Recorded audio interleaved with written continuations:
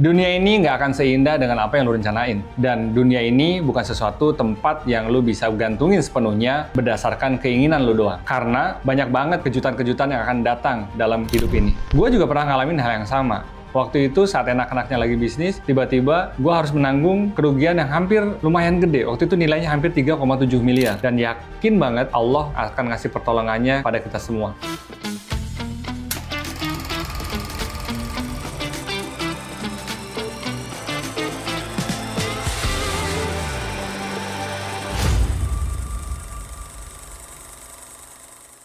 Assalamualaikum warahmatullahi wabarakatuh. Halo kawan-kawan semua, kembali lagi dengan saya di channel BTW Break Time with Mr. Catur.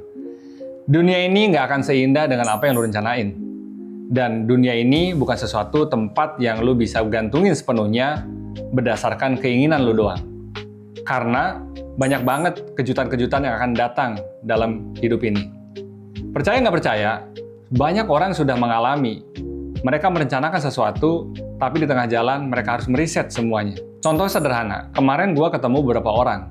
Kita sering ngobrol, dan ternyata dia harus menanggung kerugian, bahkan nilainya fantastis, puluhan miliar. Seorang anak muda yang membangun bisnis, tapi dia harus menanggung kerugian hampir puluhan miliar, dikarenakan apa? Dikarenakan kesalahan dalam melakukan keputusan bisnis yang dia ambil.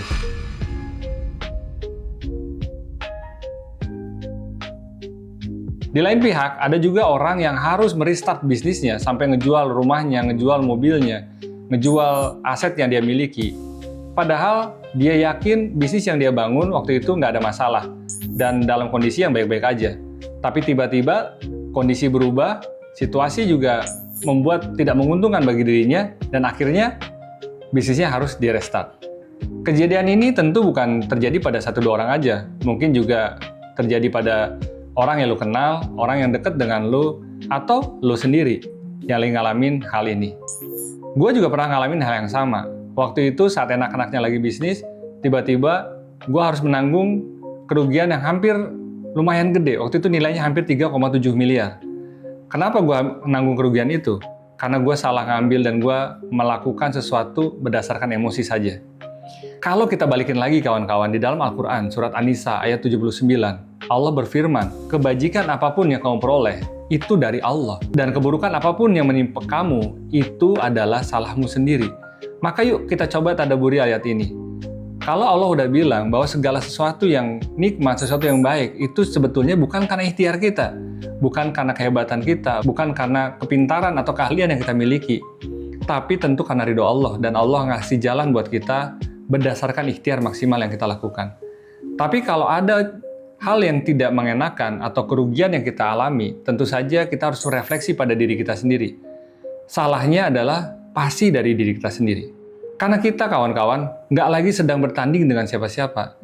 Kita ini sedang bertanding dengan diri kita yang kemarin. Mungkin pada saat kita lagi enak-enaknya usaha, kita lagi dalam fase yang lancar dan mengenakan, kita mengabaikan apa yang selama ini kita lakukan. Misalnya, kita udah nggak lagi belajar, kita udah lagi nggak mendengar nasihat orang, kita udah nggak lagi mengindahkan tanda-tanda atau data-data yang sebetulnya udah menunjukkan bahwa bisnis itu akan kolaps, bisnis itu akan turun. Nah, karena kita ngerasa nyaman dengan diri kita sendiri, kita mengabaikan hal itu semua. Dan kita malah sibuk membandingkan kehidupan kita sekarang dengan orang lain. Kita fokusnya ngelihat, oh si Anu udah bisa beli mobil sport misalnya. Dia udah bisa omsetnya puluhan miliar. Akhirnya kita terpacu, dan pada saat terpacu, kita nggak apalagi pakai ilmu.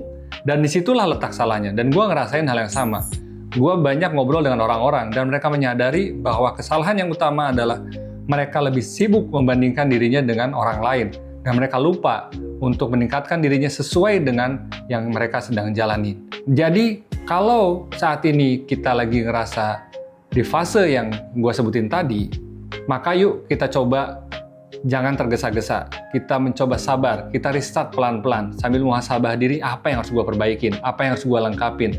Dan mungkin juga ibadah kita malah menjadi telantar saat kita sibuk-sibuknya, kita udah nggak lagi sholat subuh di masjid, kita udah nggak lagi ngelakukan sholat duha, bahkan tahajud ketinggalan. Dan juga infak-infak yang kita lakukan selama ini malah udah nggak pernah kita lakuin lagi. Kalau kemarin kita malas, maka paksa diri kita sekarang untuk menjadi lebih rajin lagi, lebih semangat lagi, lebih kuat lagi. Dan kalau masih banyak waktu sia-sia yang kita gunakan, karena kemarin ngerasa, oh usaha gue lancar kok, akhirnya kita malah lebih sering nongkrong, kita lebih sering leha-leha waktu dengan kata-kata reward for myself. Nah disitulah mungkin letak salahnya. Harusnya kita upgrade diri terus, kita belajar terus, kita manfaatin waktu yang kita miliki yang terbatas ini dengan semaksimal mungkin. Kuncinya adalah niat, kawan-kawan. Guru gue bilang, niat yang kuat akan menghasilkan pikiran yang dahsyat. Dan pikiran yang dahsyat akan memberikan ucapan semangat yang itu akan menggerakkan menjadi tindakan yang hebat.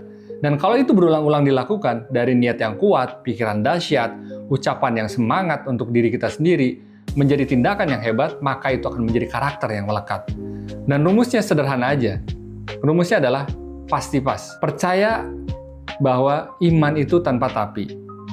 Kalau kita yakin dengan Allah, kita yakin dengan rezeki yang akan kita terima, kita percaya aja, kita ikhtiar aja.